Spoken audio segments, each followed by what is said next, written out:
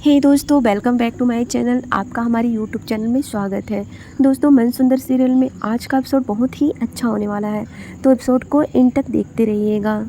दोस्तों, मन सुंदर सीरियल में नाहर का यदास वापस आ चुका है और रूही नाहर दोनों ही मिल करके कुछ प्लान करते हैं अग्नि के खिलाफ कि हम दोनों को वैसे ही रहना है ताकि अग्नि को हमारे पर शक न हो और उनको ये ना पता चले कि नाहर की यदास वापस आ चुकी है।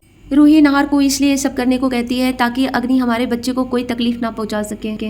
इधर नाहर जैसे ही अपनी गाड़ी से निकलता है वैसे ही दादी और अग्नि दोनों ही चुपके से देख रही होती हैं मोबाइल में कि देखते हैं कि रूही भी तो नहीं है इस कार में। तभी क्या होता है कि नाहर अकेले ही निकलता है और दादी अग्नि को बोलती हैं, देखा मैंने बोला ना कि नाहर अकेले ही बाहर गया हुआ था और अकेले ही आया है। फिर भी अग्नि का शक नाहर पर से कम नहीं होता है। वो क्वेश्चन पे क्वेश्चन करती रहती है और गुस्से में नाहर से बात करती है। नाहर इधर अग्नि से बहुत ही ज़्यादा झूठ बोलता है, इसलिए बोलता है कि ताकि अग्नि को हमारी याददाश्त के आने का पता ना चल सके। तभी नाहर अग्नि से बोलता है कि मैं बहुत ज़्यादा थक चुका हूँ और मैं जा रहा हूँ अपने रूम में। तभी क्या होता है, अचानक से फाइल गिर जाता है और अग्नि बोलती है कि नाहर इस फाइल में क्या है, मुझे दिखाओ। अग्नि क्या देखती है कि नाहर ने उसके लिए सरप्राइज प्लान किया है घूमने के लिए कहीं। तभी नाहर बोलता है कि तुम बस शक पे शक किए जा रही हो, मैं तुम्हारे लिए सरप्राइज प्लान किया होता और तुम हो कि पानी सब पे फेर दी। तभी अग्नि बहुत ज़्यादा खुश हो जाती है और नाहर को अपने गले से लगा लेती है। इधर रूही छिपके से गाड़ी में से निकलती है और जाने ही लगती है। तभी नाहर उसे इशारा देता है कि तुम धीरे धीरे जल्दी से चले जाओ रूम में अपने।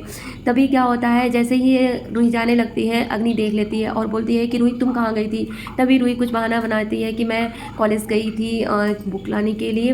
फिर तभी अग्नि क्या देखती है, रूही के सैंडल में काली मिट्टी लगा हुआ है। तब उसे शक होता है कि अग्नि कहाँ गई थी। तभी वो नाहर के जूते में भी देखती है कि वही काली मिट्टी जूते में नाहर के लगा हुआ है। उसके बाद इधर रूही खाटू श्याम जी महाराज से प्रार्थना करने लगती है और उन्हें धन्यवाद करती है कि थैंक यू खाटू श्याम जी, आप नाहर की याददाश्त वापस लाए। इधर पलक की माँ और पूनम आंटी में दोनों में ही थोड़ा कहासुनी होता है और पूनम आंटी के खिलाफ जो पलक की माँ सबूत रखी रहती हैं वो ऑलरेडी मिटा चुकी होती हैं। दादी जी बहुत सातिर माइंड की हैं।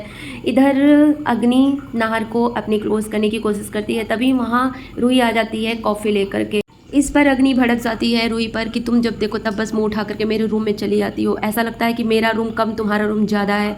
इस पर रूही अग्नि को देखने लगती है। नाहर अग्नि को खुश देखने के लिए रूही की कॉफ़ी को बोलता है कि बिल्कुल कड़वा है, कॉफ़ी बिल्कुल अच्छा नहीं है और उधर रूही को थोड़ा सा अजीब लगता है। फिर रूही अपने रूम में चली जाती है और ये सब देख करके अग्नि को थोड़ा शक होता है। फिर वो दादी से बात करती है और कुछ प्लान बनाती है। तभी दादी जा करके सोनी आंटी और रतन अंकल से बात करती हैं कि बुआ के घर जाना है और इस पर अग्नि नाहर और रूही दोनों तीनों ही नहीं जा सकेंगे क्योंकि अग्नि प्रेग्नेंट है, वो पूजा में बैठ नहीं सकती है और अग्नि का देखभाल करने के रूही का होना बहुत ज़्यादा ज़रूरी है।